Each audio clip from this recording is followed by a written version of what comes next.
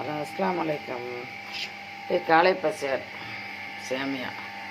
இறால், வெங்காயம், தக்காளி, குடமிளகா, கேரட்டு, பீன்ஸ் எல்லாம் போட்டு தாளித்து ஊற்றுறேன்.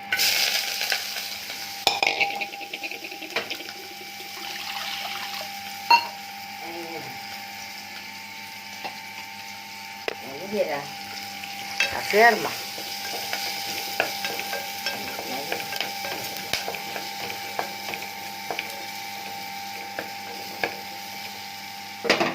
தேங்காய் பாலில் கிண்டையில் தண்ணியில் தான் கிண்டேன்.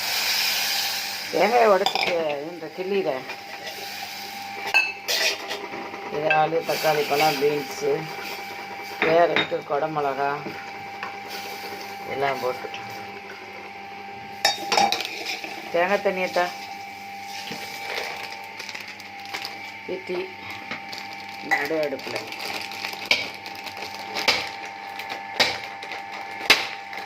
மணி 6 ஆகிடும். சாந்தி, மணி 6 ஆகிடும்.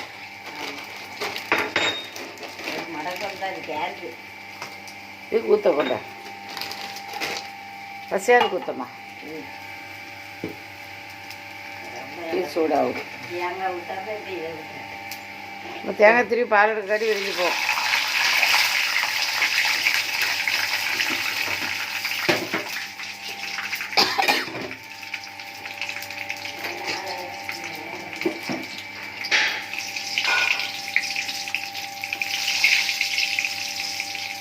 நல்லா இருக்கும் பூ அப்பளம்.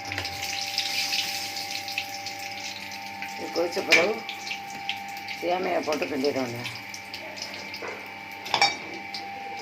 தேங்காய் பதில் தேங்காய் தண்ணி சொட்டு கூட ஊற்றி விட்டேன். எல்லாம் போட்டிக்கிறதுக்கு நல்லா தான் இருக்கும்.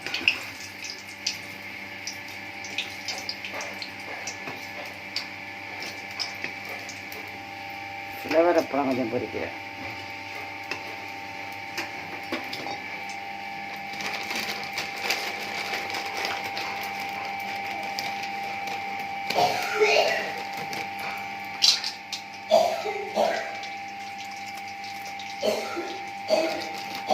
என்ன ஏன் வந்து இருமல்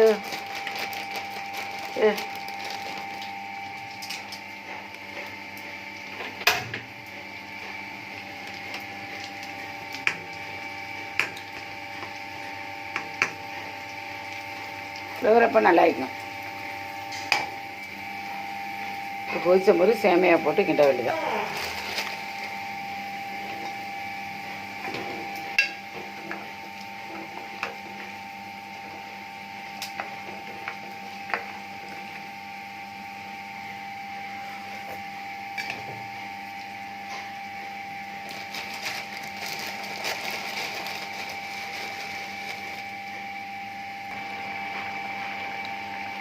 சேமியா போட்டேன்.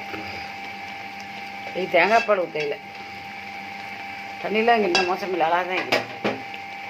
இதாலெல்லாம் போட்டிக்கிறதுனால அதில் டேஸ்ட்டே போகுது. அல்ஹம்துலில்லாஹ்.